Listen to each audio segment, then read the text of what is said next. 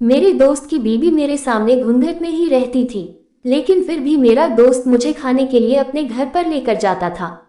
एक दिन मेरा दोस्त अपनी बीवी के लिए एक सुंदर सी पायल लेकर गया। मैं अपने घर वापस आया तो अपने बीवी के पाँव में वही पायल देखकर मैं हैरान रह गया। मुझे कुछ शक हुआ तो मैं अगले ही दिन अपने दोस्त के घर बिना बताए ही चला गया। जैसे ही मैंने अंदर कदम रखा तो मेरी जान ही निकल गई, क्योंकि वो तो आज फिर शाम को धीरज मेरे सिर पर खड़े होकर जिद कर रहा था कि मेरे साथ घर चलो, तुम्हारे भाभी ने बिरयानी बनाई है। मैंने साफ साफ मना कर दिया था, क्योंकि रोज रोज धीरज के घर जाना मुझे अच्छा नहीं लगता था। उसकी बीवी मेरे सामने घूंघट में ही रहती थी और मैंने महसूस किया था कि मेरी मौजूदगी में वो असहज महसूस करती है। लेकिन पता नहीं ये सब धीरज की नजरों से कैसे छुपा हुआ था। वो हफ्ते में 2-3 बार जबरदस्ती मुझे अपने साथ घर लेकर जाता था। धीरज और मैं एक ही ऑफिस में काम करते थे, हमारे बीच दोस्ती भी खूब थी। मेरी शादी हुई तब वो सिर्फ एक बार ही मेरे घर आया था। उसके बाद से उसने कभी मेरे घर में कदम नहीं रखा था। मैंने कहा, नहीं यार, मैं आज तुम्हारे साथ नहीं आ सकता। धीरज ने कहा, क्यों, कारण बताओ। जरूर तुम भाभी के लिए जल्दी घर जाना चाहते होंगे। मैंने सोचा कि इस तरह तो ये मेरा पीछा नहीं छोड़ेगा, इसलिए मैं कोई और ही बहाना बना लेता हूँ। मैंने ना में सिर हिलाया और बोला, नहीं यार, ऐसी बात नहीं है। दरअसल मेरे पापा की तबीयत खराब है, इसलिए उन्हें डॉक्टर के पास लेकर जाना है। वैसे भी आज घर जाने में बहुत लेट हो गया है। धीरज ने सिर हिलाया और बोला, अच्छा ये बात है तो ठीक है, मैं तुम्हें मजबूर नहीं करूंगा, तुम चले जाओ। दरअसल मेरे माता पिता एक अलग घर में रहते थे, जबकि मैं और मेरी बीवी कंपनी की तरफ से दिए हुए घर में रहते थे। खैर, मैं धीरज से जान छुड़वाकर ऑफिस से घर आ चुका था, लेकिन मुझे ये देखकर आश्चर्य हुआ कि उस समय मेरी बीवी घर पर मौजूद नहीं थी। ऐसा पहले कभी नहीं हुआ था। सुनैना और मेरी शादी को 2 साल हो गए थे। इन 2 सालों में जब भी ऑफिस से घर लौटता था तो अपनी बीवी को घर पर ही पाता था। उसका इस तरह घर से गायब हो जाना मामूली सी बात थी। इसलिए मैं चौकीदार के पास गया और बोला, भाई साहब, मेम साहब कहाँ गई है? कुछ बताकर गई है। चौकीदार ने बोला, साहब जी, वे रोज की तरह ही घर से निकल गई है, जल्दी वापस आ जाएगी। मैं तो चौकीदार की बात सुनकर ही दंग रह गया था। ये वो क्या कह रहा था? रोज की तरह घर से निकली थी तो क्या वो अक्सर घर से बाहर जाती थी? तो मुझे इसकी जानकारी क्यों नहीं हुई? मैं बोला, भाई साहब, आपका क्या मतलब है? उसने कहा, साहब जी, हम तो नौकर हैं, हमें क्या पता कि घर के मालिक कहाँ से आते हैं और कहाँ जाते हैं। जब मेम साहब आ जाएगी तो खुद ही पूछ लेना। मैंने सिर हिलाया और अपने कमरे में वापस चला गया, लेकिन मेरा दिमाग बुरी तरह से उलझ गया था। मेरी बीवी कहाँ जा सकती थी? इसी तरह 2 घंटे बीत गए थे। तभी धीरज का फोन आया। उसने कहा, अंकल का चेकअप हो गया क्या? डॉक्टर कुछ कह रहे थे। मैंने कहा, नहीं यार, पापा ने आज जाने से मना कर दिया था, वो किसी काम में बिजी थे। धीरज की आवाज में चिंता झलक रही थी। वो बोला, शयम, तुम ये क्या कह रहे हो? तुमने तो मुझसे कहा था कि अंकल का चेकअप करवाना है। धीरज की आवाज में नाराजगी साफ झलक रही थी। मुझे भी बहुत चिंता हो रही थी, इसलिए मैं बोला, क्या करता यार, पिताजी ने जाने से मना कर दिया। इतना कहकर मैंने फोन रख दिया था। अभी आधा घंटा ही गुजरा था कि मेरी बीवी कमरे में दाखिल हो गई थी। वो बहुत घबराई हुई लग रही थी। वो बोली, शयम, सॉरी, मैं घर में नहीं थी। आपको भूख तो नहीं लगी? मैंने ना में सिर हिला दिया और बहुत ध्यान से सुनैना के चेहरा देखने लगा। वो कुछ टेंशन में लग रही थी। मैंने कहा, सुनैना, कहाँ गई थी तुम? वो नजरें चुराकर बोली, मैं पड़ोसन के घर गई थी, मेरी बहुत अच्छी दोस्ती हो गई है। मैंने सिर हिलाया और उससे कोई और सवाल नहीं पूछा, क्योंकि मुझे अच्छा नहीं लग रहा था कि मेरी बीवी मुझसे नजरें चुराकर बात करे। खैर, उसने खाना बनाया, फिर हम खाना खाने बैठ गए थे तो सुनैना कहने लगी, शयम, आप तो पिताजी को डॉक्टर के पास लेकर जाने वाले थे ना, क्या हुआ फिर? सुनैना की बातें सुनकर मैं हैरान रह गया था, क्योंकि मेरा पिताजी को अस्पताल लेकर जाने का कोई इरादा नहीं था और ना ही उनका चेकअप की जरूरत थी। ये बात तो मैंने ऑफिस में बैठे बैठे ही बना ली थी, ताकि मुझे धीरज के साथ उसके घर ना जाना पड़े और उसके बीवी को भी किसी तरह की कोई परेशानी ना हो। मैंने सुनैना की तरफ देखा और बोला, मैंने तुमसे कब कहा था कि मैं पिताजी को अस्पताल लेकर जा रहा हूँ? वो कुछ समय के लिए सोच में पड़ गई थी और फिर बोली, मैंने आपके ऑफिस में फोन किया था, तब मुझे पता चला कि आप पिताजी को अस्पताल लेकर गए हैं। इसलिए मैं अपने पड़ोसन के घर गई थी। मैंने अपना सिर हिला दिया। आज सुनैना बहुत अजीब सी लग रही थी। उसके चाल ढाल में बहुत फर्क था। मैं इन सब से बहुत परेशान हो गया था। मुझे सारी रात नींद नहीं आई थी। चौकीदार की बातें मुझे परेशान कर रही थी। मेरी बीवी कहाँ जाती होगी। और फिर मैं इस नतीजे पर पहुंचा था कि मेरी बीवी पड़ोसन के घर ही जाती होगी, क्योंकि मैं उस पर शक नहीं कर सकता था। हालांकि सुनैना और मेरी शादी को केवल 2 साल ही हुए थे, लेकिन हम एक दूसरे को बचपन से ही जानते थे। सुनैना मेरे पिताजी के दोस्त की बेटी थी। हम दोनों में शुरू से ही बहुत अच्छी दोस्ती और प्यार था। सुनैना तो मेरे बिना सांस भी नहीं लेती थी। सुनैना मुझसे बहुत प्यार करती थी। अब तो हमारी शादी हो चुकी थी, इसलिए मुझे उस पर पूरा भरोसा था। सुबह जब मैं ऑफिस गया तब धीरज मुझ पे नाराज हो गया था। वो बोला, कल तुम डिनर पे क्यों नहीं आए? मैंने स्पेशल तुम्हारे लिए बिरयानी बनवाई थी। तुम्हें पता है मेरी बीवी कितनी नाराज हो गई थी कि आपका दोस्त तो आया ही नहीं, आप बिना वजह मुझसे मेहनत करवा दिए। मैंने कहा, यार धीरज, मैं भाभी की घूंघट का ख्याल करके नहीं आया था। वो घूंघट में रहती है। जब मैं तुम्हारे घर जाता हूँ तो मेरी मौजूदगी में उन्हें चेहरा छुपा कर रखना पड़ता है। मुझे उन्हें तकलीफ देना अच्छा नहीं लगता। धीरज कहने लगा, यार मेरी बीवी सिर्फ तुम्हारे सामने ही ऐसा नहीं करती, बल्कि जब मेरा भाई घर आता है तब भी वो ऐसा ही करती है। तो क्या मैं अपने भाई को घर बुलाना बंद कर दूं? मैंने ना में सिर हिलाया और बोला, वो तुम्हारा सगा भाई है। मैं नहीं चाहता था कि मेरी वजह से तुम्हारे और भाभी के बीच झगड़ा हो। मेरी बात सुनकर धीरज हंसने लगा था। वो बोला, अरे यार मेरी बीवी ऐसी नहीं है। लगता है सुनैना भाभी तुम्हें मेहमान बुलाने की परमिशन नहीं देती, तभी तो तुम इतना डरते हो। जबकि मेरी बीवी कहती है कि धीरज मेहमानों को खाना खिलाने का भी भगवान इनाम देते हैं।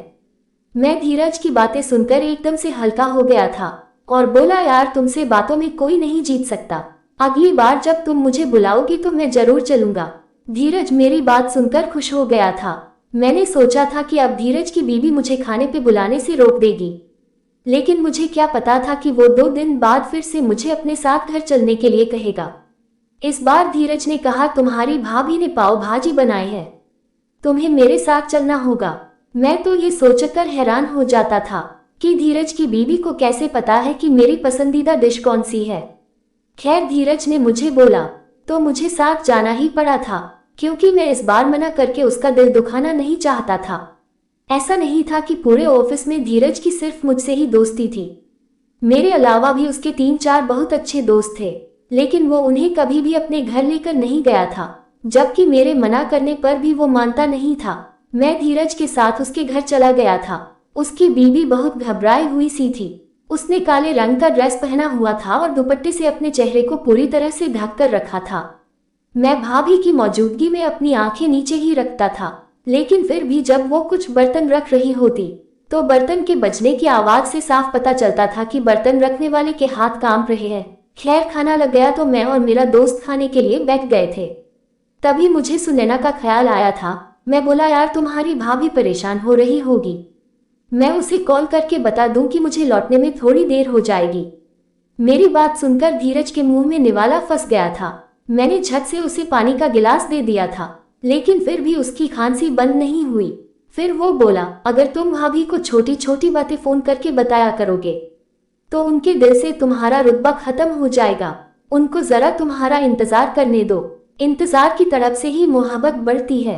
मैंने हंस दिया और बोला, बस बस अपने विचार अपने पास ही रखो, हम दोनों में बचपन से ही बहुत प्यार है। धीरज की मुस्कुराहट एक क्षण के लिए फीकी पड़ गई थी। उसके चेहरे पर एक अलग सी ही झलक नजर आई थी, जिसे मैं समझ नहीं पाया था। मैंने अपना मोबाइल उठाया और सुनैना का नंबर डायल किया था। तभी घंटी बजने लगी। तभी मैंने किसी एहसास के कारण फोन कान से हटा दिया था। ऐसा लगा था जैसे सुनैना का मोबाइल किचन में बजा हो, लेकिन अब आवाज बंद हो गई थी। मैंने फिर से फोन कान पर लगाया और बोला, सुनैना कहाँ हो? सुनैना बोली, मैं कहाँ जाऊंगी, मैं तो घर पर ही हूँ। आप मुझे बताओ कि आप कहाँ हो, मैं कब से आपका इंतजार कर रही हूँ। मैंने बोला, यार आई एम सॉरी, मैं तुम्हें बताना भूल गया था। दरअसल मैं धीरज के घर पे आया हूँ, मैंने यही खाना खा लिया है, तुम भी खाना खा लेना। सुनैना ने हाँ बोला तो मैंने फोन रख दिया था। खाना खत्म करके मैं अपने घर आ गया था। मैं अपने घर में दाखिल हुआ तो किसी एहसास की वजह से एक पल के लिए रुक सा गया था। मैंने चौकीदार से पूछा, भाई साहब आज मेम साहब कहीं गई थी क्या?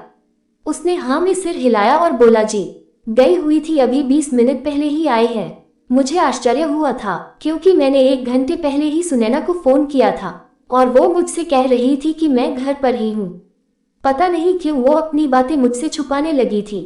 जब मैं अपने कमरे में आया तो सुनैना अपना मुंह फुलाकर बैठी हुई थी।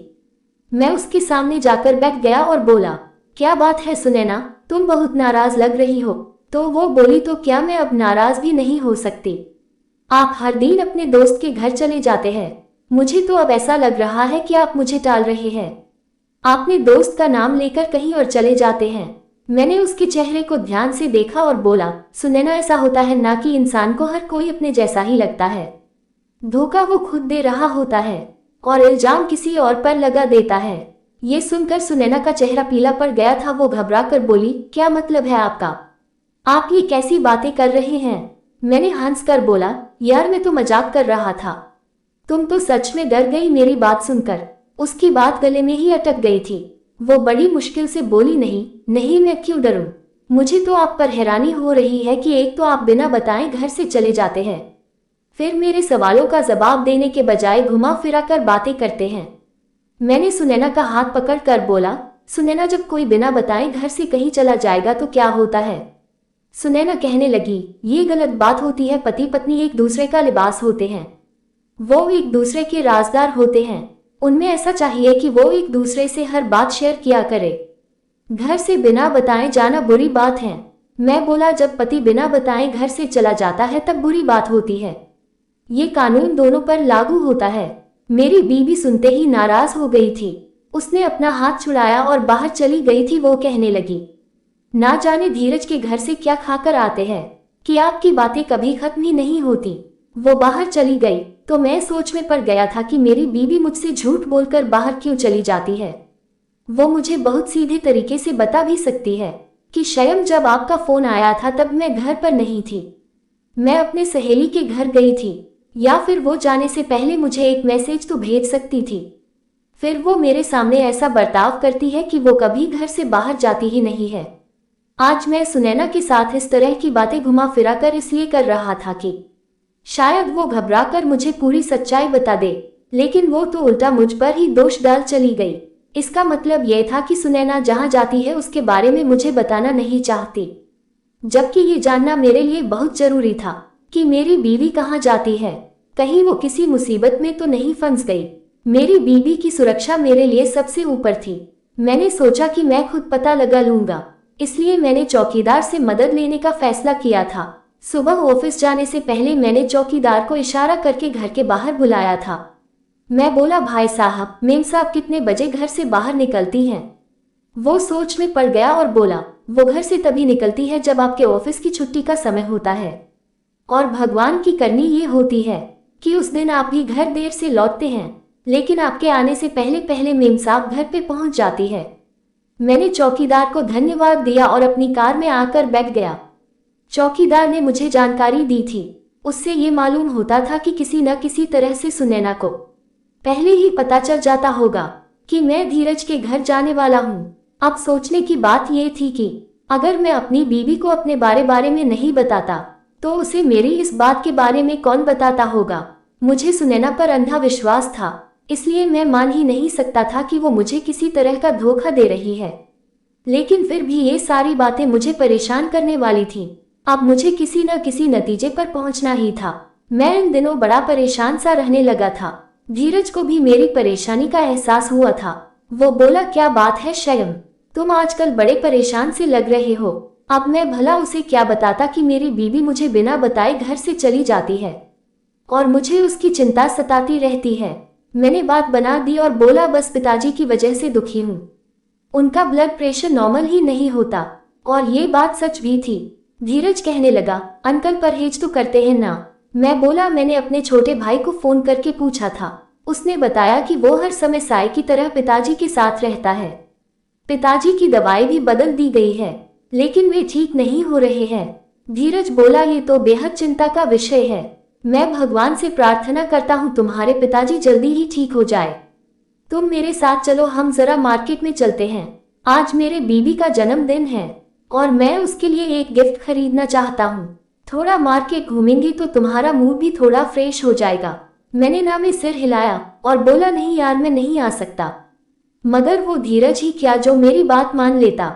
वो तो जिद करने लगा और मुझे अपने दोस्ती की कस्में देने लगा था।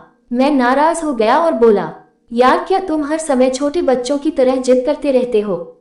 कभी कभी दूसरों की मजबूरी भी समझ लेनी चाहिए। धीरज ने कहा, दुनिया इधर की उधर हो जाए, लेकिन मुझे तुम्हारे साथ ही जाना है, क्योंकि मुझे गिफ्ट लेने का कोई अनुभव नहीं है। मैं भारी मन से उसके साथ चल पड़ा था, लेकिन सच कहूं तो आज मुझे उस पर बहुत गुस्सा आ रहा था। लेकिन वो तो गम की तरह चिपक ही गया था। मैं तो उस दिन को कोस रहा था जब मेरी दोस्ती धीरज से हुई थी। वो बहुत ही अजीब किस्म का इंसान था। उसे दूसरे लोगों की समस्याओं से कोई मतलब नहीं होता था। वो तो चाहता था कि सिर्फ उसकी ही बात सुनी जाए। मैं अपने घर के हालातों के कारण बहुत चिंतित था। ऊपर से धीरज ने मेरे नाक में दम करके रखा था। ऑफिस में और भी उसके बहुत सारे दोस्त थे, मैं अकेला ही नहीं था। फिर भी ना जाने वो मुझे ही हर जगह अपने साथ क्यों लेकर जाता था। आज हम मार्केट गए तो वो कहने लगा कि मैं अपनी बीबी के लिए पायल लेना चाहता हूँ। डिजाइन पसंद करने में तुम मेरी मदद करना। मैं भी जल्दी घर जाना चाहता था, इसलिए उसकी मदद करने लगा। तभी मेरी नजर एक बेहद खूबसूरत पायल पर पड़ी। वो इतनी मस्त थी कि देखकर ही दिल खुश हो गया था। मैंने कहा, ये ले लो, भाभी को भी पसंद आ जाएगी। धीरज ने मेरे पसंद की पायल खरीदी थी और फिर हम घर आ गए थे। आज सुनैना घर पर ही थी। वो मुझे देखकर बहुत खुश हुई थी, जबकि आजकल मैं इतना परेशान रहने लगा था कि खुश होना ही भूल गया था। सुनैना मेरे पास आकर बैठ गई और बातें करने लगी। वो कुछ देर तक इधर उधर की बातें करती रही, जबकि मैं हूँ हाँ में ही जवाब देता रहा। फिर वो बोली, शयम, धीरज के साथ आपकी दोस्ती कैसी हुई? मैं उसके सवाल से चौंक गया था। अब मुझे एहसास हुआ था कि जब से सुनैना और मेरी शादी हुई थी, वो किसी न किसी तरह हर बातचीत में धीरज को ले ही आती थी और मुझसे उसके बारे में सवाल पूछती रहती थी। मुझे नहीं पता था कि वो धीरज में इस तरह की दिलचस्पी लेती थी। मैंने कहा, धीरज से मेरी दोस्ती 1.5 साल पहले ही हुई थी। हमारी शादी के बाद मेरी उससे दोस्ती हो गई थी। मुझसे पहले ऑफिस में कई लड़के उसके दोस्त थे, लेकिन मुझसे दोस्ती करने के बाद उसने हर किसी को पीछे कर दिया है। अब तो हर समय वो मुझसे ही बातें करता है, मुझे ही हर जगह अपने साथ लेकर जाता है, अपने घर भी लेकर जाता है। मैं तो मना कर देता हूँ, वो इसलिए क्योंकि उसकी बीवी हरदम घूंघट में ही रहती है और मुझे रोज रोज उसके घर जाना अच्छा नहीं लगता। लेकिन ये धीरज तो मेरी बात समझता ही नहीं। वो हर बात में मेरे से जिद करता है। अब मैं उससे थक चुका हूँ। सुनैना झट से बोली, किसी की ईमानदारी और प्यार से तंग नहीं होना चाहिए। खुशनसीब इंसान वो होता है जिसे सच्चे दोस्त मिलते हैं। मैंने सिर हिला दिया था। आज मैंने सुनैना को धीरज के बारे में विस्तार से बता दिया था। तभी सुनैना ने मेरा हाथ पकड़ लिया और बोली, शयम, अगर आपको कभी पता चले कि धीरज ने आपको धोखा दिया है तो आप क्या करेंगे? सुनैना के इस सवाल पर मेरे कान खड़े हो गए थे। मैंने कहा, किस तरह का धोखा? बिजनेस में या फिर निजी जिंदगी में? सुनैना बोली, निजी जिंदगी में। मेरा मतलब है आपका दोस्त आपके हक पे डाका डाल दे तो आप किसी चीज को बहुत दिल से चाहते हो और अगर धीरज वो आपसे छीन ले तो आप क्या करेंगे? सुनैना के इस सवाल ने मुझे बहुत बेचैन कर दिया था। धीरज और सुनैना की कई सारी पहेलियां एक दूसरे से मेल खा रही थी और अब उसका ये सवाल। मैंने कहा, सुनैना, जो चीज मेरी होगी वो चीज मुझे छोड़कर कभी धीरज के पास नहीं जाएगी। सुनैना बोली, फिर भी यदि ऐसा कभी हुआ तो आप धीरज के साथ कैसा सलूक करेंगे? क्या आप उसके साथ दोस्ती खत्म कर देंगे? मैंने बेचैन होकर बाजू बदल दिया और बोला, तुम क्या बेकार का सवाल लेकर बैठ गई हो? उठो, मेरे लिए चाय बनाकर लेकर आओ। सुनैना बहुत परेशान हो गई थी, लेकिन वो बिना कुछ कहे किचन में चली गई और मैं अंदर ही अंदर जलता रह गया। अब मैं चाहता था कि मेरे सामने सब कुछ पूरी तरह से खुलकर आ जाए, लेकिन मेरे हाथ कोई सुराग नहीं लग रहा था। मैंने सोच लिया था कि इस राज से पर्दा उठाने के लिए मैं हर हद से आगे निकल जाऊंगा। अगर इसके लिए मुझे सुनैना पर सख्ती का रुख अपनाना पड़ेगा तो भी मैं पीछे नहीं हटूंगा। लेकिन मुझे क्या पता था कि कुदरत मेरे लिए कुछ और ही सोचकर बैठी है। वो मुझे खुला इशारा देना चाहती है। हुआ ये कि जब मैं अगले दिन ऑफिस से वापस लौटा तो ये देखकर जान ही निकाल गई कि सुनैना ने वही पायल पहनी हुई थी जो धीरज ने कल मेरे साथ जाकर अपनी बीबी के लिए लेकर आया था। मैं इस पायल को देखकर दंग रह गया। अब मुझे समझ में आ गया था, धीरज और सुनैना का आपस में कोई न कोई संबंध तो जरूर है। मैंने कहा, सुनैना तुमने इतनी खूबसूरत पायल कहाँ से ली? ये तो तुम्हारे पाँव में बहुत अच्छी लग रही है। मैंने जानबूझकर उसे जल्दी वाले अंदाज में कहा था, ताकि सुनैना को कुछ समझ में ना आए। वो मुस्कुराकर बोली, शयम जब आप ऑफिस चले जाते हैं ना, तब मैं अक्सर अपने सहेली के घर चली जाती हूँ। उसी सहेली ने मुझे दी है। मैंने सिर हिला दिया था। अब मैंने पूरा प्लान सोच लिया था, इसलिए अगले दिन जब मैं ऑफिस चला गया तो धीरज से बोला, आज मैं तुम्हारे घर डिनर पर चलूंगा।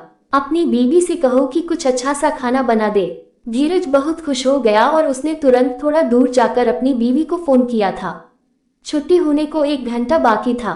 तब मैं धीरज को बिना बताए चोरी छुपे ऑफिस से निकल गया था और उसके घर की ओर बढ़ने लगा था। उसके घर पहुंचते ही मैंने अचानक से दरवाजा खोल दिया और अंदर दाखिल हो गया। तभी सामने का मंजर देखकर तो मुझ पर कयामत ही टूट पड़ी थी, क्योंकि वहां तो मेरी बीवी सुनैना बैठी थी। सुनैना मुझे देखकर थोड़ी डर गई। मैं आगे बढ़ा और बोला, सुनैना तुम और यहाँ, तुम कैसे जानते हो इन लोगों को? सुनैना रोने लगी और मेरे कदमों में गिर गई और बोली, शयम मेरी बात सुनो, मैंने आपके साथ कोई धोखा नहीं किया है।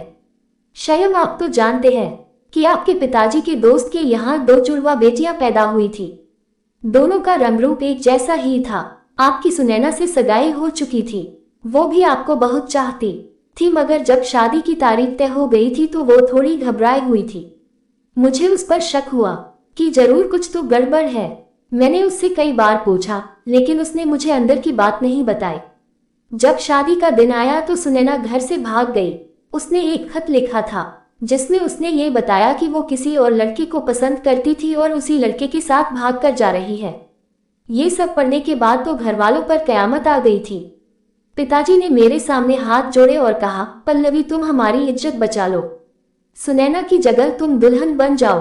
और मुझे उनकी बात माननी पड़ी। मैं दुल्हन बन गई और आपके साथ विदा होकर आ गई। पीछे से घर वालों ने ये नाटक रचाया कि पल्लवी की एक लड़के के साथ भाग गई है। मैं बेकसूर थी, लेकिन फिर भी घर वालों ने मुझे ही मार दिया। मैं तब से आज तक सुनैना बनकर आपके साथ रह रही हूँ। एक दिन धीरज खाने पे घर आया हुआ था। मैं उसे नहीं जानती थी, लेकिन मेरी शक्ल सुनैना से मिलती जुलती होने से पहचान गया था।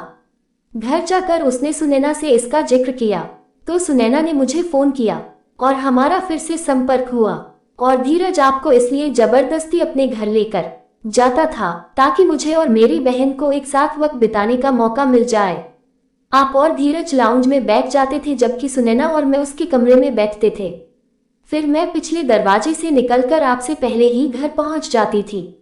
मैं आपके ऑफिस टाइम में इसलिए घर से नहीं निकलती थी कि कहीं आप अचानक से घर न आ जाए। घर आते तो मुझसे पूछताछ करते कि कहाँ गई थी। तब मैं आपको क्या जवाब देती? खैर, जिस दिन आपको सुनैना के घर जाना होता था वो फोन करके आपसे पहले ही मुझे बुला लेती थी, इसलिए आपको कभी भी पता नहीं चल सका। इतनी देर में सुनैना भी किचन से निकलकर बाहर आ गई थी। उसने मेरे सामने हाथ जोड़ दिए और रोने लगी। वो बोली, मुझे माफ कर दो शयम, मैं धीरज से मोहब्बत करने लगी थी। मोहब्बत किसी और के साथ और रहती आपके साथ, तो ये बहुत बड़ा अन्याय होता आपके साथ, इसलिए मैं घर से भाग गई। आपको पल्लवी के रूप में मुझसे अच्छी बीवी मिल गई है। प्लीज मेरे किए की सजा इसे मत दीजिएगा। मैंने पल्लवी का हाथ पकड़कर उसे अपने घर लेकर आ गया था। मैंने धीरज से बात करना बंद कर दिया है, जबकि पल्लवी हर दिन मुझे समझाने की कोशिश करती है और चाहती है कि मैं धीरज और सुनैना के साथ सुलह कर लूं। लेकिन मैं अभी तक किसी नतीजे पर नहीं पहुंच पाया हूं। आप बताएं मुझे क्या करना चाहिए? धीरज और सुनैना को माफ कर देना चाहिए या उनसे अलग हो जाना चाहिए? दोस्तों, वीडियो कैसा लगा कमेंट करके जरूर बताएं। अगर आपको वीडियो अच्छी लगी तो इस वीडियो को लाइक करके चैनल को सब्सक्राइब कर देना। आपका एक सब्सक्राइब मेरे लिए 1 लाख के बराबर है।